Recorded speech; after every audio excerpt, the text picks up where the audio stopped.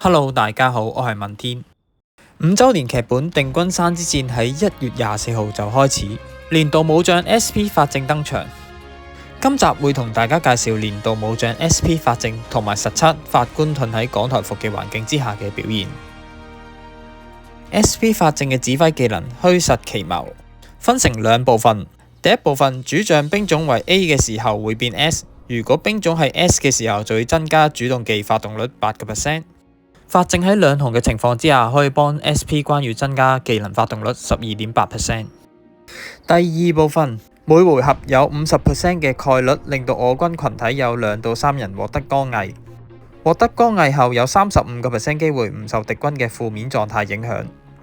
負面狀態包括咗幾樣，控制狀態即係虛弱、禁療、震懾等等，仲有持續性狀態即係中毒、灼燒、水攻等等。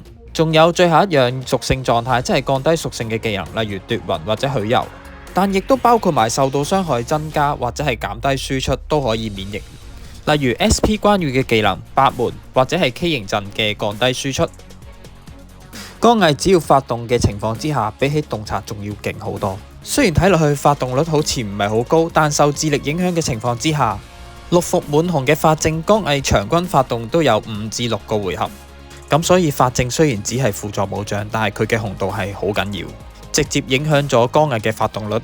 如果剛毅有發動嘅話，唔係，唔好誤會，我唔係針對你，我係話在座咁多位都係垃圾。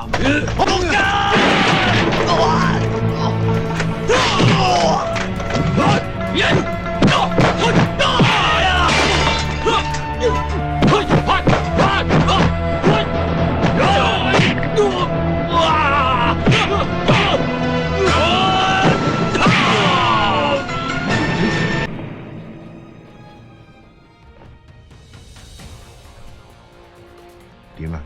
諗緊咩啊？個風挑戰書燒佢把。SP 關羽可以配二寡擊旗或者係疾雨。二寡係核心戰法，除咗可以防關羽爆頭之外，亦可以增加武力同埋有穩定輸出。法官盾有2種配法，一種就係配馬袋，另外一種就係馬袋換成劉備。如果配馬袋嘅情況之下，我會推薦用疾雨，因為馬袋嘅減傷係需要靠多段傷害去疊加。而疾雨嘅3到4次嘅兵刃攻擊，可以快速有效咁疊滿馬袋嘅減傷。亦有唔少玩家係會配剛勇俾 SP 關羽，雖然配上剛勇之後輸出係會最強，但係由於法官盾內戰嘅時候，大家都有法正嘅剛毅免疫水攻，配上剛勇之後就會少咗一招技能輸出，內戰嘅時候會處於下風，咁所以我唔太建議配上剛勇。兵種方面，陷陣同埋藤甲各有優勢。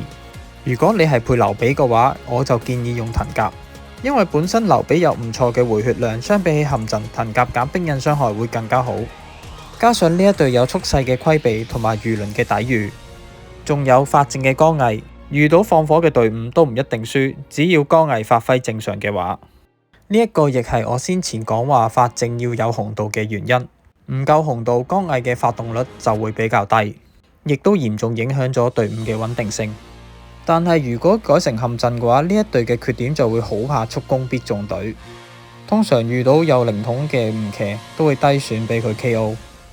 而至於用馬袋嘅話，大多數人都會用陷陣，因為馬袋本身有自帶減傷，加上隊伍得二寡同埋飛弓補血，個奶量唔係好夠，所以要用陷陣去維持血線。但係馬袋嘅減傷係需要時間俾 SP 關羽去疊加，運氣唔好嘅時候用陷陣打吳騎一樣會俾低兵選帶走。